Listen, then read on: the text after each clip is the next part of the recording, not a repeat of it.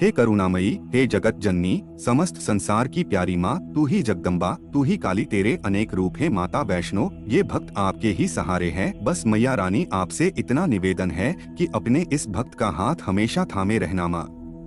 दोस्तों, स्वागत है आप सभी लोगों का एक बार फिर से। आज की जो वीडियो का विषय है बहुत ही सुंदर है, इसलिए वीडियो को ध्यान से जरूर देखना। आज मैं आप लोगों को ज्वारे की संपूर्ण जानकारी बताऊंगा।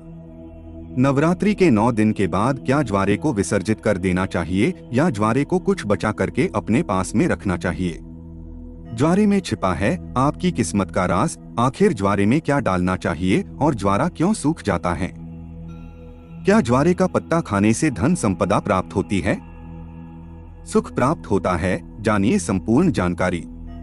दोस्तों, करोड़पति बनने का सपना, बंद किस्मत के ताले को खोलने का गुप्त रहस्य। नवरात्रि में ज्वारे के बिना मां दुर्गा की पूजा अधूरी मानी जाती है और इसकी एक पौराणिक कथा भी है।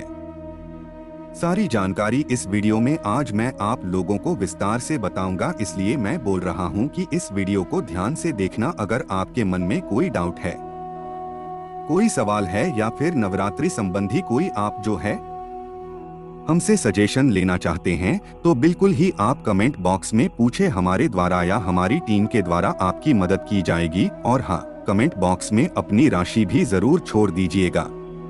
यदि हमारे पास कोई उपाय होगा तो वह आकर हम आपके कमेंट के रिप्लाई में बता देंगे ताकि आपको लाभ प्राप्त हो सके। देखिए, धार्मिक मान्यताओं के अनुसार जौ को भगवान ब्रह्मा का प्रतीक माना जाता है, इसलिए नवरात्रि के पहले दिन घट की स्थापना के समय जौ की सबसे पहले पूजा की जाती है। उसे कलश में भी स्थापित किया जाता है। सृष्टि की पहली फसल जौ को ही माना जाता है, इसलिए जब भी देवी देवताओं की पूजा की जाती है या हवन के समय आपने जरूर देखा होगा जौ अर्पित किए जाते हैं। साथ ही ये भी जाता है कि जौ अन्न ब्रह्मा के समान है और अन्न का हमेशा सम्मान करना चाहिए, इसलिए पूजा में जौ का इस्तेमाल भी होता है। इसलिए लोग ज्वारे बोते हैं। नवरात्रि में बोए जाने वाले ज्वारे से आप अपना भविष्य भी जान सकते हैं। कैसे जान सकते हैं, इस वीडियो में आप लोगों को सारी जानकारी विस्तार से बताऊंगा। अगर आपने अपने घर में ज्वारे बो करके नहीं रखे हैं तो कोई बात नहीं, इस वीडियो को ध्यान से देख लेना। आपको किसी ना किसी माध्यम से ज्वारे विसर्जित करते समय कुछ ना कुछ ज्वारे आपको प्राप्त हो जाएंगे। इससे आप अपनी बंद किस्मत के ताले खोल सकते हैं। दोस्तों, वीडियो ध्यान से देखना। और हाँ, अगर आपको हमारी वीडियो में बताई गई जानकारी अच्छी लगेगी, वीडियो पसंद आएगी तो वीडियो को लाइक कर चैनल को सब्सक्राइब जरूर करना और कमेंट बॉक्स में जय माता दी जरूर लिखना। जो भक्त सच्चे दिल से कमेंट बॉक्स में जय माता दी लिखता है तो माता रानी का उसको प्यार मिल जाता है। दोस्तों, हमारे धर्मशास्त्र कहते हैं कि नवरात्रि में बोए जाने वाले ज्वारे से आप अपने भविष्य को झांक सकते हैं, अर्थात आप अपने भविष्य को देख सकते हैं। कैसे देख सकते हैं? अगर अंकुरित जौ का रंग नीचे से आधा पीला हो और ऊपर से आधा हरा हो तो इसका मतलब ये होता है कि आप वाला साल आधा समय ठीक रहेगा और आधा समय आपका खराब चलेगा। यदि जो नीचे से आधा हरा है और ऊपर से आधा पीला है तो इसका मतलब यह है कि आपका शुरुआती समय ठीक से बीतेगा, लेकिन बाद में आपको परेशानी का सामना करना पड़ेगा। आपको घबराना नहीं है। इससे हम आपको छुटकारा पाने का तरीका भी बताएंगे, इसीलिए अंत तक वीडियो देखें, क्योंकि अधूरा ज्ञान हमेशा लटकती तलवार की तरह ही होता है। दोस्तों, इसी के साथ ही जौ सफेद या हरे रंग में उग रहे हैं तो यह अत्यंत शुभ संकेत है। अगर ऐसा है तो मान लीजिए कि आपकी पूजा सफल हो गई है और आने वाले समय में खुशियों के दरवाजे आपके खुल जाएंगे। जौ अगर सूखी और पीली होकर के झरने लगे तो इसे अशुभ संकेत मान सकते हैं।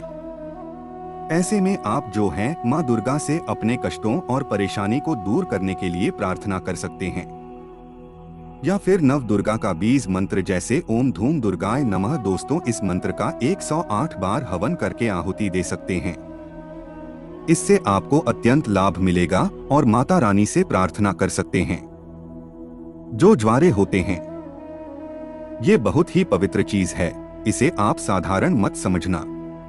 वैसे मैया रानी करुणामयी है, वह अपनी संतान और अपने लाल को सदैव माफ कर देती हैं। ज्वारे को साक्षात नौ दुर्गा का स्वरूप माना जाता है, ब्रह्मा का स्वरूप माना जाता है। चलिए इस वीडियो में मैं आप लोगों को बताने का प्रयास करूंगा कि अब सवाल यह उठता है कि नवरात्रि में ज्वारे का क्या करें, क्या विसर्जन कर दें या इसे घर में रहने दें। तो धार्मिक मान्यता कहती है कि ज्वारे को घर में रखना शुभ माना जाता है, लेकिन इसको रखने के पीछे एक निश्चित निर्धारित समय रहता है। इसी निर्धारित समय में ज्वारे की सेवा करके जल में विसर्जित इसे कर देना चाहिए। दोस्तों, जैसे कि आपने 9 दिन इसकी खूब सेवा की है, बहुत अच्छी बात है। 9 दिनों के बाद इसे जल में विसर्जित कर देना चाहिए, क्योंकि शक्ति को शक्ति के साथ मिलाना जरूरी है। जल को गंगा शक्ति कहा जाता है और ज्वारे को श्री शक्ति। श्री शक्ति अर्थात लक्ष्मी की शक्ति, दुर्गा की शक्ति। इसलिए श्री शक्ति को हम जब जल शक्ति गंगा शक्ति को भेंट करते हैं तो ये गंगा शक्ति में जाकर के मिल जाती है। मैं आपको एक छोटे से उदाहरण से समझाने की कोशिश करूंगा। जिस प्रकार जो हमारा शरीर होता है ये 5 तत्वों में मिल जाता है, उसी प्रकार ज्वारा भी पूर्ण प्रकार शक्ति के साथ अपने अष्टभुजा दुर्गा स्वरूप में शक्ति में मिल जाता है।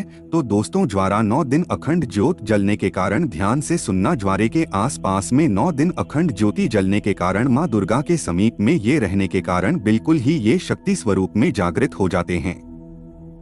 ऐसे ज्वारे लोगों के दुख, तकलीफ, परेशानी इन सब को चुटकियों में समाप्त कर सकते हैं। तो आइए इस वीडियो में जानते हैं ज्वारे से किस प्रकार हम अपनी फूटी किस्मत को दूर कर सकते हैं, अपने दुर्भाग्य को सौभाग्य में बदल सकते हैं और सभी प्रकार की आपकी जो दबी हुई इच्छा है आप उसे पूर्ण कर सकते हैं। देखिए, अगर आज की वीडियो आपने मिस कर दी तो सारी जिंदगी आप गरीब रह जाएंगे, क्योंकि ज्वारे से आप अपनी गरीबी को, अपने कष्ट को, अपनी परेशानी को, अपने दुख को, अपनी तकलीफ को, या आपके घर परिवार में किसी को दुख है, तकलीफ है, लंबे समय से बीमार हैं, आप उन्हें स्वस्थ करा सकते हैं। तो आइए इस वीडियो में जानते हैं वास्तव में हमें जो है ज्वारे का क्या करना चाहिए। तो ज्वारे विसर्जित करते समय कुछ ज्वारे साफ पानी से धो करके हमें अपने साथ में ले आना चाहिए। क्यों इसे लाना चाहिए? क्योंकि इसे श्री शक्ति का प्रतीक कहा जाता है। श्री शक्ति अर्थात इसे लक्ष्मी का स्वरूप माना जाता है। ज्वारे को हमेशा धन स्थान है, व्यापार स्थान है या फिर कारोबार स्थान है, यहाँ पे जरूर रखना चाहिए। इससे धन में बढ़ोतरी होती है, कारोबार में उन्नति होती है। अगर आपकी दुकान ठीक से नहीं चल पा रही, कारोबार में आपको बढ़ोतरी नहीं हो पा रही है, या फिर आपका धंधा पानी अच्छे से नहीं चल पा रहा है, निरंतर आपको नुकसान हो रहा है, तो बिल्कुल ही ज्वारे की कुछ पत्तियां आप अपने व्यापार स्थान में, धन स्थान में जरूर रखिए। आपके धन में बढ़ोतरी होगी, कारोबार में तरक्की होगी और आप जो भी बिजनेस करें उसमें आपको लाभ मिलेगा, ऐसा भी माना जाता है। ज्वारे को पीले वस्त्र या लाल वस्त्र में लपेटकर ऊपर से मौली धागा बांध करके अगर इसे पैसों के स्थान पे रखा जाए तो इससे कभी भी पैसों की कमी नहीं होती, क्योंकि ये श्री शक्ति के कारण ये जागृत हो जाते हैं। श्री अर्थात लक्ष्मी, ये पूर्ण रूप से लक्ष्मी की शक्ति कहे गए हैं।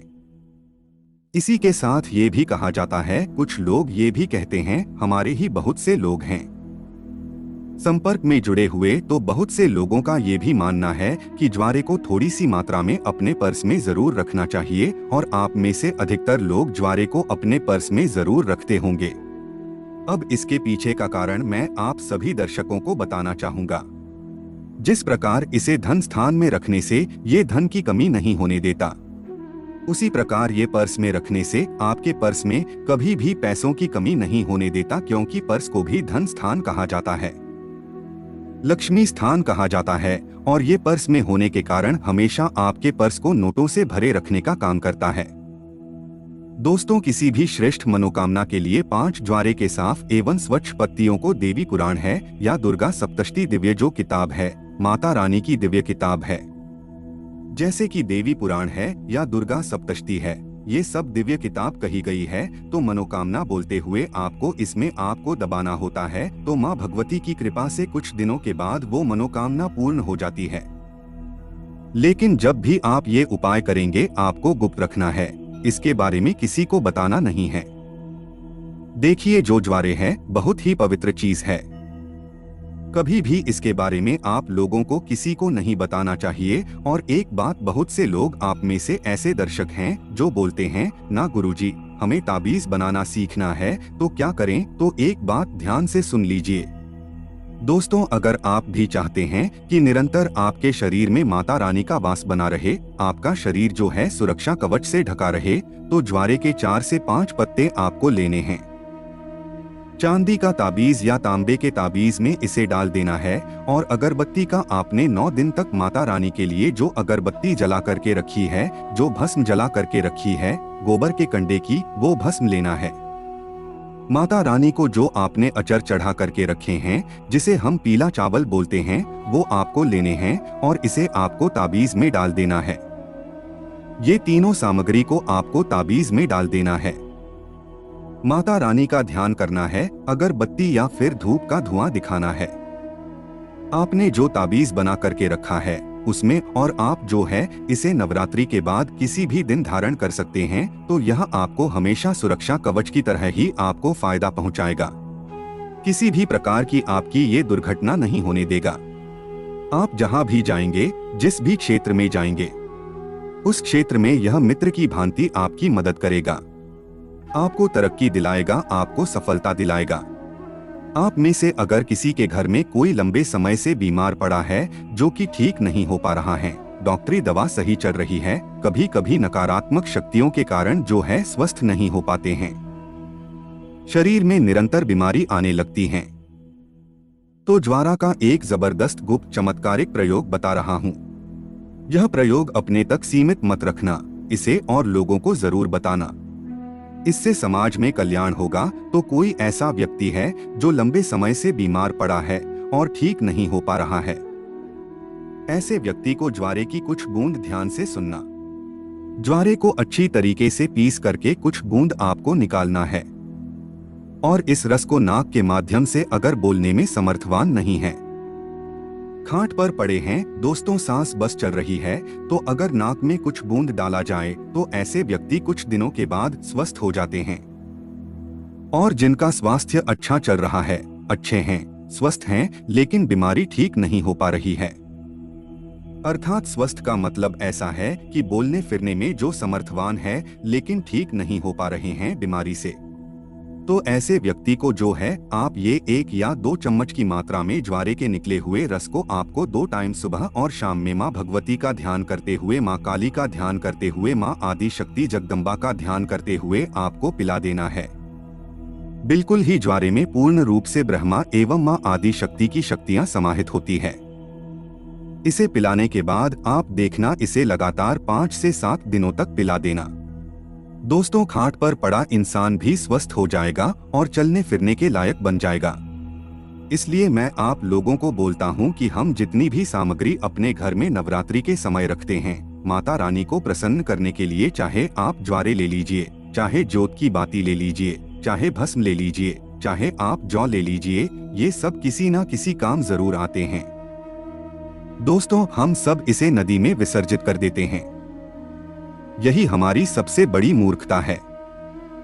नदी में विसर्जित करना चाहिए, ऐसी कोई बात नहीं है। आप नदी में इसे बेशक विसर्जित करें, लेकिन इसकी कुछ मात्रा हमें अपने पास में बचा करके रख लेना चाहिए, क्योंकि ये माता रानी का प्रसाद होता है। और निकट भविष्य में जब हमें कोई परेशानी आती है, किसी को भूत बाधा लग गई है, तो ज्वारे की कुछ बूंद इसका रस निकाल करके नाक में 1 से 2 बूंद टपका देने से भूत तत्काल छोड़ देता है। दोस्तों, नकारात्मक शक्ति भाग जाती है, तो इन सारी चीजों को हमें कुछ ना कुछ मात्रा में बचा करके जरूर रखना चाहिए। आगे चल करके यही हमारे लिए माता का वरदान साबित होता है, ये देवी का ही आशीर्वाद होता है। इसीलिए कभी भी इसे पूर्ण रूप से विसर्जित नहीं करना चाहिए। इसका कुछ अंश हमें, जैसे कि के साल में नवरात्रि आते हैं, शारदीय नवरात्रि 1 साल में ही आते हैं। चैत्र नवरात्रि, शारदीय नवरात्रि, 2 गुप्त नवरात्रि होते हैं, 4 नवरात्रि होते हैं। तो नवरात्रि आने तक इसे हमें अपने लिए बचा करके रखना चाहिए। अगर आप भी ज्वारे के संबंध में कोई और विशेष जानकारी रखते हैं तो कमेंट करके हमें जरूर बताइएगा। और कमेंट बॉक्स में जय माता दी अभी तक नहीं लिखा है तो जय माता दी लिख करके चैनल को सब्सक्राइब जरूर करिएगा। माता रानी अपने भक्तों की तमाम परेशानी को दूर करती है।